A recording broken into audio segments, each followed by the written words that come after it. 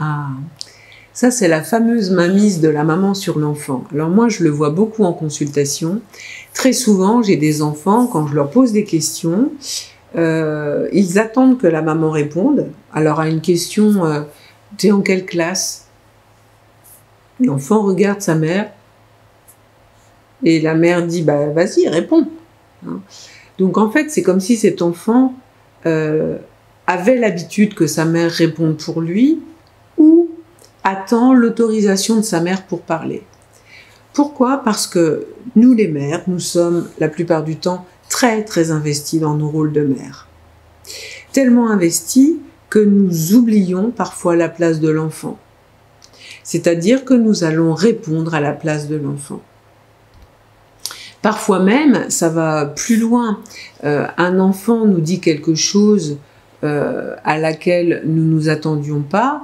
Nous allons imaginer que soit il a menti, soit il a triché. Par exemple, un enfant qui va écrire un beau poème pour la fête des mères, c'est magnifique, merci, j'en ai les larmes aux yeux.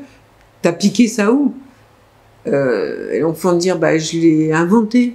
Non, mais tu vas pas me dire que c'est toi qui as écrit ça. C'est très dévalorisant. Hein. Les mères vont dire aussi beaucoup, oh, arrête de dire ça, de toute façon, je sais que c'est des bêtises, je te connais comme si je t'avais faite. C'est une expression complètement débile. Une fois, j'ai entendu une maman dire ça à son fils, devant mon fils, et quand on est rentré, mon fils qui écoute beaucoup, il me dit, je savais pas qu'il était adopté, Lucas. Bah, je lui dis, bah, il n'est pas adopté, Lucas. Non, mais t'as vu, sa mère, elle l'a dit, quoi, que c'est pas. Alors, vraiment, arrêtons, libérons les autres du regard que nous posons sur eux. La plupart du temps, tout est bien arrangé dans notre tête. Mon mari est comme ça, mon enfant est comme ça.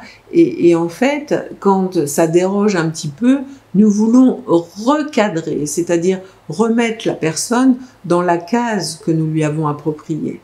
Ça, c'est une chose. Donc, répondre à la place de ses enfants, c'est une histoire de mainmise, de mère supérieure. Et surtout, c'est la meilleure recette pour ne pas connaître ce qu'il y a dans la tête de nos enfants. La plupart du temps, nous répondons à nos enfants par d'autres questions, c'est-à-dire ou des réponses toutes faites.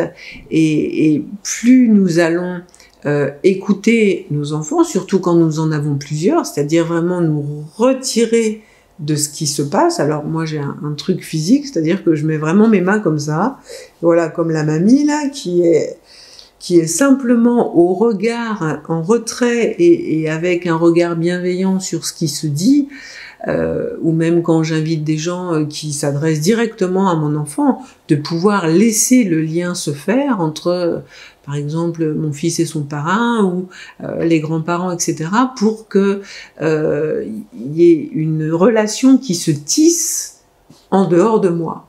Et même parfois, dans des moments où certains adultes prennent soin de mes enfants, je vais pas leur demander alors qu'est-ce qu'elle t'a dit, tu le trouves comment, etc. Mais de pouvoir m'absenter de temps en temps de cette relation pour que mon enfant puisse créer des liens particuliers.